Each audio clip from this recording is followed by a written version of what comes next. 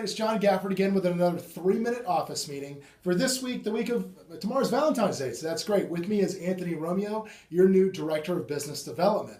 Now, some things I want to start out with this week. Let's talk about the lenders. If you haven't met with our preferred lenders lately, you need to. For the simple reason that they have some unbelievable programs going on right now, from this end of the spectrum with state and income loans back, all the way to some jumbo products that I've heard that are really, really amazing. I'd also like to take this time to welcome W.J. Bradley and specifically Norbert into the fold as a preferred vendor with us here at Simply Vegas. If you haven't met Norbert yet or you don't know him, I'm sure you're going to see him. Happy to have him with the great quality of lenders we already have in our stable of preferred lenders.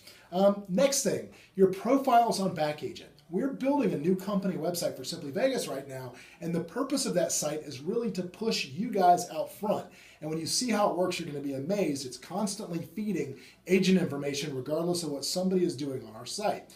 Now, all of the data, one of the big problems we had with the old site was we were constantly waiting for somebody else to update the roster information. So all of the data that's fed into the new site comes right out of the BackAgent feed.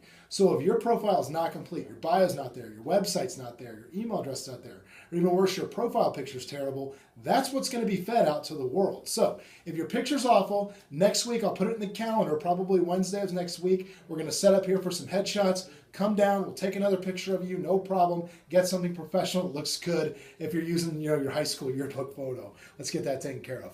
So this is Anthony for you guys that don't know him, and he's going to talk about something very important now. Anthony? Hey guys, one of the many objectives I've taken on here is to promote the brand as well as you guys as the agents. So one of the things we're focusing on is our Twitter feed, our Facebook pages. We want to make sure we're promoting your guys' listings on those pages. If you have a Facebook page and a Twitter page, follow us on Twitter, like us on Facebook. I've noticed that a lot of you guys haven't liked us yet on Facebook. Yeah, do that now. So Stop you can follow. like both offices, Green Valley and Summerlin. We have two Facebook pages, one for Summerlin, one for Green Valley. Follow those. If you have properties you want promoted on there, send me a few pictures, high quality pictures, a link back to your website, and I'll go ahead and promote those on there so you can follow and see what's going on. On that website as well will be your properties will be featured as well as your website. So we'll make sure we get that done for you as soon as our website's going. Featuring that back. So make sure you're doing that. Get that information to Anthony. And remember, if you close a deal with somebody and they're good, call Anthony because it's his job to close those people, get them in the fold, and hopefully make your monthly fee go away. Now I want to close this up real quick because the market has shifted and properties are going to start staying on the market a little bit longer. So I want to talk about how to prep your seller for price reduction because it really is one of the most important things you can do.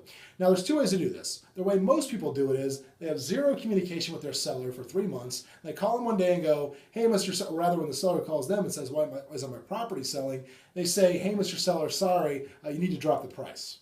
Well, the best way to get a price reduction is to keep constant communication the entire time the property is listed. For example, when you list a property in a neighborhood, you should set yourself up on a drip so anything new that happens in that neighborhood, you're notified. New listing comes on, new sold happens. Anything that happens, you need to be dripping them that information and having conversations at least weekly with your sellers about that activity. Because what will happen is you're like, wow, hey, another property sold for $20 less a square foot than yours, and another one just came on the market very similar to yours for about $30,000 less. What you'll find is after a few of these conversations, the seller will ask you the greatest thing they can ask in the situation, which is, wow, do you think I should drop the price? And the only close you need at that point is 2 words: I would. Well, I hope that helps. Let's have a great week for me and Anthony, and let's go sell some real estate.